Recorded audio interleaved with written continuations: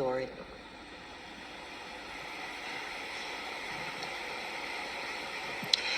Jesus said to his disciples, "Take care not to perform righteous deeds in people may see them.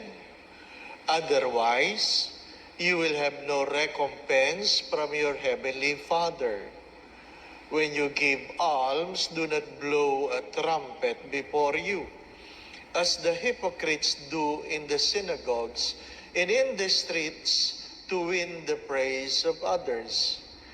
Amen, I say to you, they have received their reward.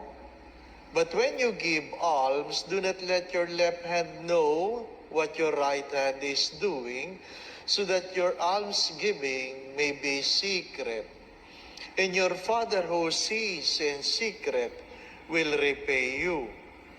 When you pray, do not be like the hypocrites who love to stand and pray in the synagogues and on street corners so that others may see them. Amen, I say to you, they have received their reward. But when you pray, go to your inner room, close the door, and pray to your Father in secret.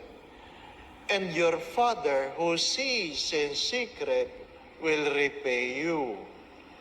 When you fast, do not look gloomy like the hypocrites. They neglect their appearance so that they may appear to others to be fasting. Amen, I say to you, they have received their rewards. But when you fast, anoint your head and wash your face, so that you may not appear to others to be fasting, except to your Father who is hidden. And your Father who sees what is hidden will repay you.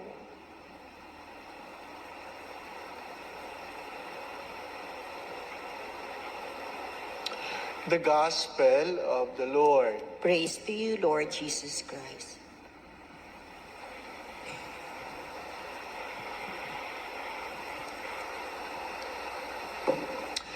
We welcome Sister Evelyn. She is the new recruit who will be staying with the Salesian sisters.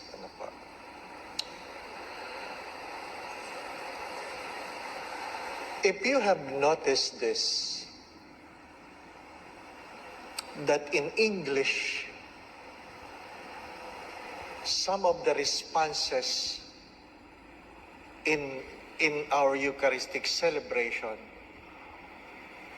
was being translated literally from the Latin language.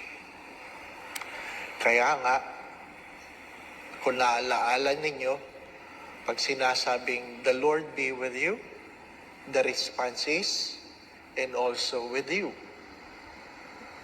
But now, "and with your spirit." Dominus vobiscum, ang sagot ay, "et cum spiritu tuo." The literal translation, "and with your spirit."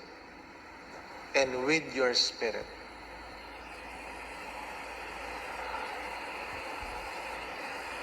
Of course, when you hear it and when you are told to do it, as a priest, you would say, okay.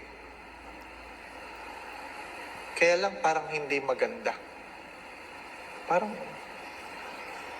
kasi sa Tagalog, sumayo ang Panginoon. At sumaakin din, di ba? No? Pag hindi sumagot yung tao. But I would like you to understand the context with regard to the first reading. What is Elisha asking from Elijah? I'm asking from you your spirit, and not only that, a double portion. A double portion. So, when Elijah said, "The Lord be with you," Elisha said, give me a double portion of your Spirit. My dear friends, my brothers and sisters, in that context, I'm urging everyone, and perhaps you are understanding this, why you should be praying for your priest, why you should be praying for your parents, why you should be praying for your leaders. Because if they have nothing in them, then they have no spirit to give. If they have nothing in them, they have nothing to give. The Lord be with you and with your spirit. And with your spirit. What do you get in blessing the hands of your parents or your grandparents if they do not have the Spirit of God? What can you get from the leaders of the church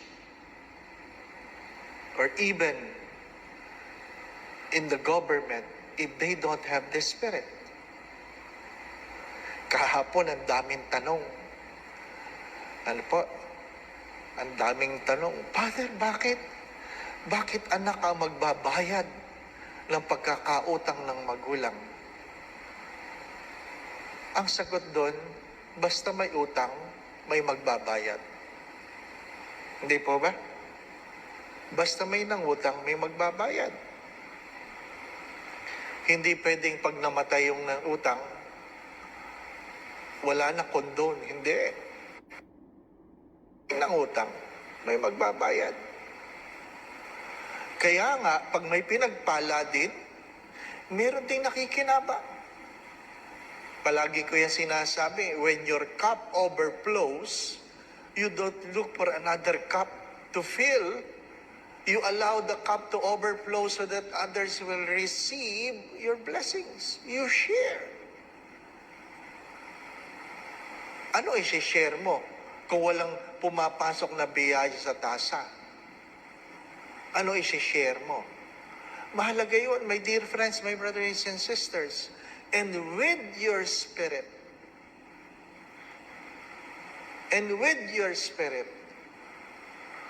mga magulang, what kind of spirit of blessing? It is not enough that you utter the word, God bless you. It is not enough. Mahalaga yun, nakakalimutan natin yun, mga minamahal mga kapatid. Kaya nga, ano sinasabi sa Ebanghelyo? Whatever you do, never do it for a show.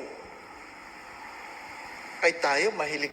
Kaya nga yung iba, kahit anong pagpapala ang meron kang ibibigay kung hindi ka naman nagdadasal.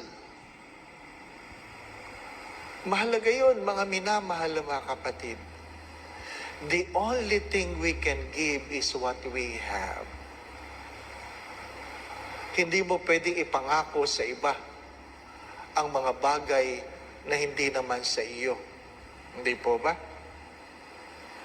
Kaya nga po ang panalangin natin, kapag tayo dumudulog sa Diyos, ang unang hinihingi mo ay pagpalain mo ako, Panginoon, not for myself, but for the people around me. Ang pagsisimba ng magulang ay hari nawa, hindi para sa kanyang sarili lamang, kundi para sa kanyang sambayanan. As I have always said this, you will never go to heaven alone. It will never happen. There's no such thing as lone ranger with regard to faith. Paulit-ulit natin pinag-uusapan yan. When you want to walk fast, you can walk alone. If you want to walk further, you have to walk together. But if you want to reach a destiny, you must walk with the right people. You must walk with the right people. Mahalaga. Kaya nga po, hindi lang tinatanong sino ang iyong magulang. Hindi lang tinatanong sino ang iyong leader, hindi po ba? Hindi lang yun ang tinatanong. Tinatanong sinong humuhubog sa iyo. Kanino ka kumukuha ng lakas? Sino sabi nga ang nagbibigay sa iyo ng tamang pag-iisip? Because whether you like it or not, we are influenced by the book we read and by the people we walk with. We are influenced by the book we read, what we put into our minds, and the people we walk with. Elisha walked with Elijah. Who are you walking with? My dear friends, my brothers and sisters, walang overnight. There's no overnight road towards holiness. It is a struggle.